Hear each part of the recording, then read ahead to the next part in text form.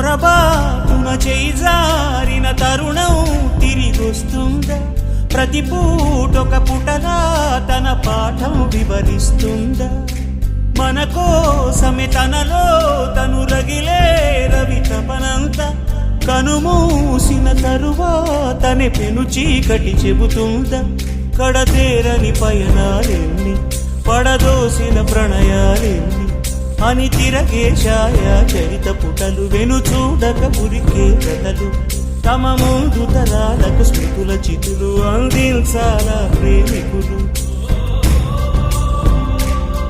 ఇది కాదే విధిరాత, అనుకోదేం ఎదురీత.